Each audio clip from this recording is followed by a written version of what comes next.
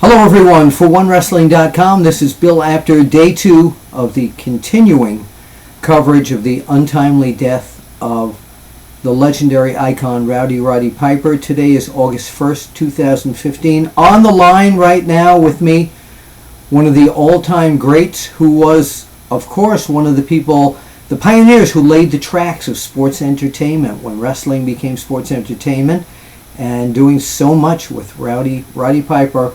Mr. Wonderful, Paul Orndorff, welcome to the Apter Chat. Thank you, Bill, very much.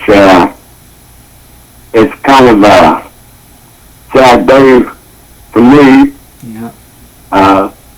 And the only time you call me is when something happens to somebody. So when you called, I said, something happened. Well, I'm joking. I know. I'm joking. I do mean to call you at other times during the year, but as you know, with life, everything gets hectic. But there's no excuse. I understand totally, but it brought tears to my eyes, I'll be honest with you. Of course. He was a friend. He was a friend of mine, and in my books, there was nobody better at doing interviews than Roddy Piper.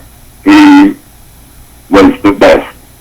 And I tried to pick his head, and I didn't try. He let me.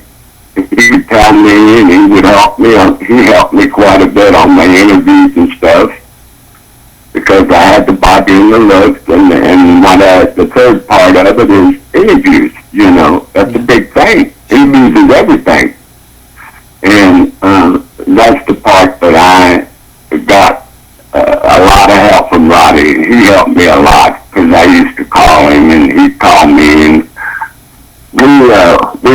we were pretty darn close friends, and man, I loved him like a brother, you know, and it brought tears to my eyes when I heard him, you know, he passed away, and I'll see him in heaven, though. You two traveled so many years up and down the roads together, and of course the highlight of what you two did, along with Ace Cowboy Bob Orton, and on the other side Hulk Hogan, Mr. T, and in the corner Superfly Jimmy Snuka, was the main event at WrestleMania, which changed the business completely from pro wrestling to sports entertainment. What was Roddy like at that transition point? Did Roddy think that was going to be good for the business?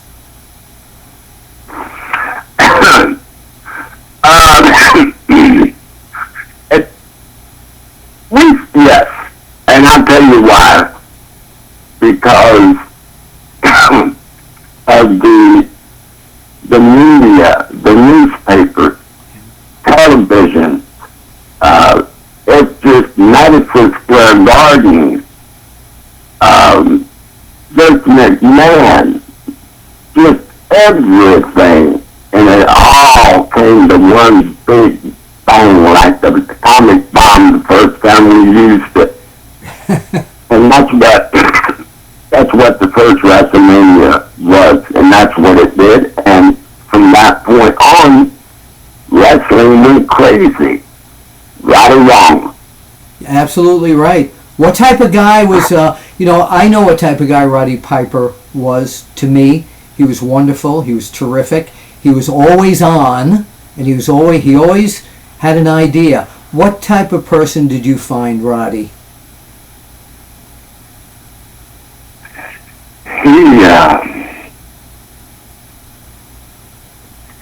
I guess his mind, it was so far ahead of mine when it came to the interviewing of it, and how important interviews were. And Roddy would, he got me thinking a lot, and how he could come across doing those interviews, and how energetic he was. Oh yeah. In the interviews, he was so big, and he was energetic in the interviews like I was in the ring. Yeah. And I saw that. I I saw his interviews, maybe I could, maybe not break my neck 3 times like I did if I would learn how and listen to his interviews and how that can get the people going goofy and crazy just as much as a match can. Yeah, nobody did interviews like Roddy Piper, because you never knew what you were going to get. No matter what you told him you wanted, you always got something great, but you never knew what it was going to be. I don't even know if he knew what he was going to say. And I agree with you 100%, but he knew what he was doing. Roddy knew what he was doing. And I kind of went the route that my body, I had the body, and nobody had a better body than I got. But I had, so I used my power. Other than me, of course. Yeah, exactly. You're right. I'm sorry. So I used my talents with my body and my physique and my energy. My energy level was like his energy level when it came to interviews. And his things were interviews, more so than, the ring and everything and going to the gym and everything. And mine was just the opposite. So we had a beautiful, perfect fit. He helped me a lot, and I loved him. I loved him like a friend, like a brother. I truly do. He did. What should we remember? And I think... I'm sorry, go ahead, Paul. And I'll see him in heaven. Yeah. What is, if there was one thing, besides his interviews, just about Roddy Piper, that people should think about when they think about the legacy of Roddy Piper? What's that thing that people should remember most about him? Well, it was the way he did his interview. Yeah. I mean, no getting around interview. There ain't nobody ever done an interview like that man did. And he had so much, and he knew that you can get over better doing interviews like that than you could for what you're doing in the ring. That's correct. You know what else you know what else nobody's talked about yet? He had one of the best entrances of anybody. Exactly. Yeah. Well, this is why we haven't talked about it, because you didn't give me a chance to yet. Go right ahead. But he did, yes. His entrance and everything, he had it, the man knew what he was doing. And this wasn't all by luck or anything. He knew, and he knew how to read people. And he'd done some movies. He's, look at the movies in TV and how they caught on, that they got him too, they saw it in him. Yeah. And Roddy was special, real special, and I've seen nobody,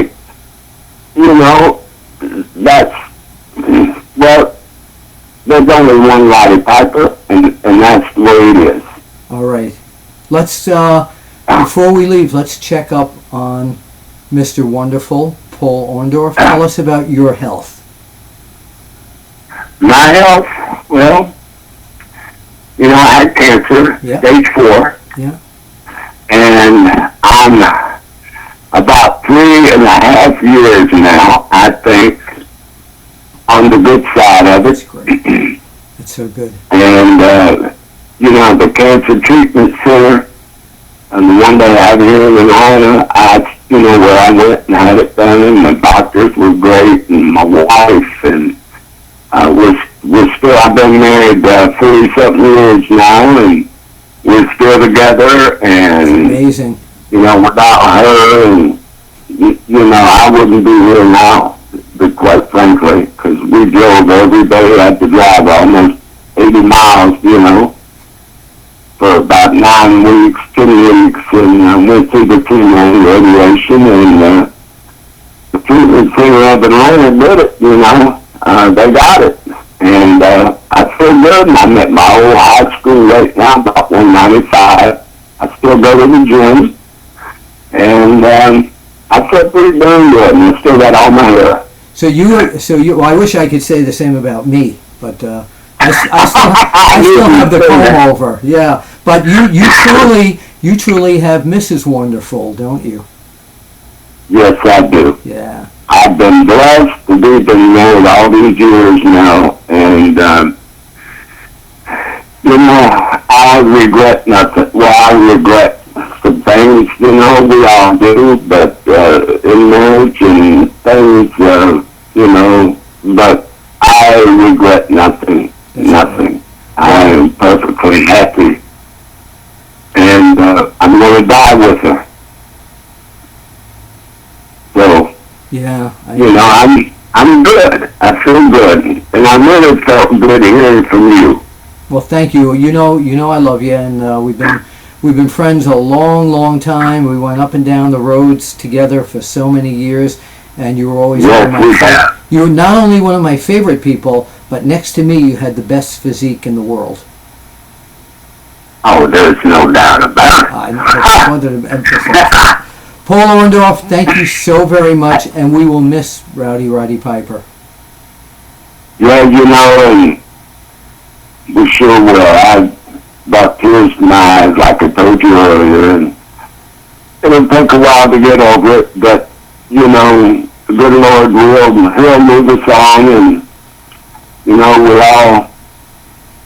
all have to be there sooner or later, and a lot sooner than I expect to be, but that's the way it is. That's life, and, I'll see Roddy again one day, and, to his family, if they happen to be listening to this or do whatever, I give my prayers to him and their loss. And I knew his wife, and the kids. I knew them, and I just feel bad for him. I really truly do. And you got my heart. My heart's out to you, and to all the fans out there. They've been so good, and you too, man. You've been good to me too, and I think a lot of you, and I respect you very, very much. Likewise, you know that. Yeah.